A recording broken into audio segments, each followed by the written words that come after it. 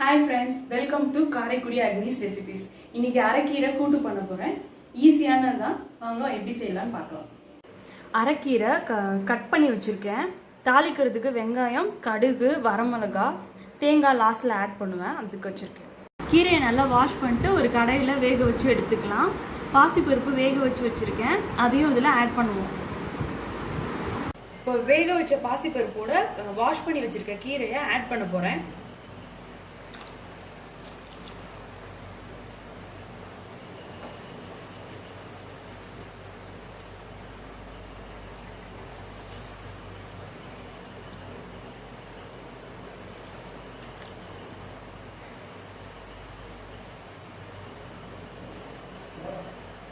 இப்போ கீரைக்கு தேவையான சால்ட் ஆட் பண்ணி நல்லா மிக்ஸ் பண்ணி விட்டு கொஞ்ச நேரம் கீரையை வேக விடலாம். கீரை வேகும்போது ஒரு ஹாஃப் தக்காளி அப்புறம் ஒரே ஒரு பூண்டு பல் அதை நான் இதில் ஆட் பண்ண போகிறேன்.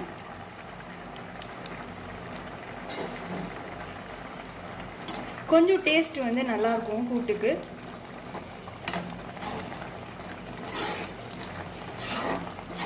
மேக்ஸிமம் கீரை ரெடி ஆயிடுச்சு, வெந்து முடிச்சிருச்சு. கீரை நல்லா வெந்துருச்சு, அது தனியாக ஒரு இடத்துல எடுத்து வச்சுட்டேன். அடுத்து இப்போ அதை தாளிக்க போகிறோம். எண்ணெய் நல்லா காஞ்சிருச்சு. இப்போது அதில் கடுகு கொஞ்சம் ஆட் பண்ணிக்கிட்டேன்.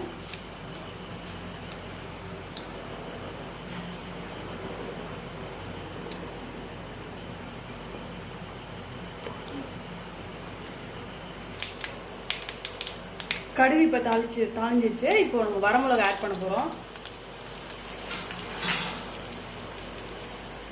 கூடவே கட் பண்ணி வச்சிருக்க ஆனியனையும் ஆட் பண்ணிட்டோம்.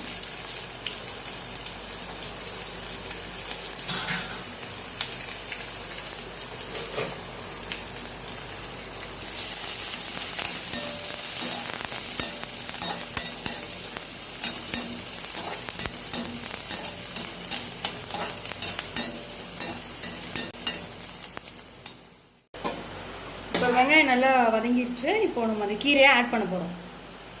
இப்போ கீரை ஆட் பண்ணிட்டோம். கொஞ்சம் லைட்டாக மிக்ஸ் பண்ணிவிட்டு அதுக்கப்புறம் இதில் தேங்காவை ஆட் பண்ணிட்டோம்.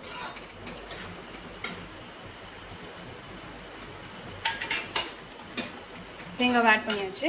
இன்னும் கொஞ்சம் லைட்டாக மிக்ஸ் பண்ணால் போதும்.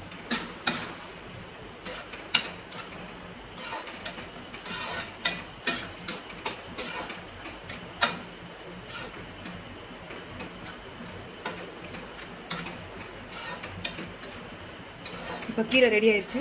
ரொம்ப ஈஸி, கொஞ்சம் நேரம் தான். டேஸ்ட் நல்லாயிருக்கும். வத்த குழம்பு, புளிக்குழம்புக்கெலாம் கீரை எப்படி கூட்டு பண்ணி சாப்பிட்டா சூப்பராக இருக்கும்.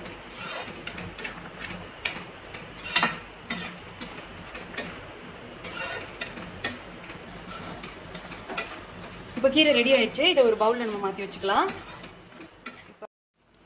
இந்த பவுலில் மாற்ற போகிறோம். மாற்றிட்டு டேஸ்ட் பண்ணி பார்க்கலாம். கண்டிப்பாக சூப்பராக இருக்கும். எல்லாருமே வீட்டில் ட்ரை பண்ணி பாருங்கள், எப்படி இருக்குன்னு சொல்லுங்கள். ஹாய் ஃப்ரெண்ட்ஸ், கீரை ரெடி ஆயிடுச்சு. எல்லாருமே இதை வீட்டில் ட்ரை பண்ணி பாருங்கள். பிடிச்சிருந்தா லைக் பண்ணுங்கள், கமெண்ட் பண்ணுங்கள், சப்ஸ்கிரைப் பண்ணுங்கள். மறந்துடாமல் பெல் ஐக்கனையும் ப்ரெஸ் பண்ணுங்கள்.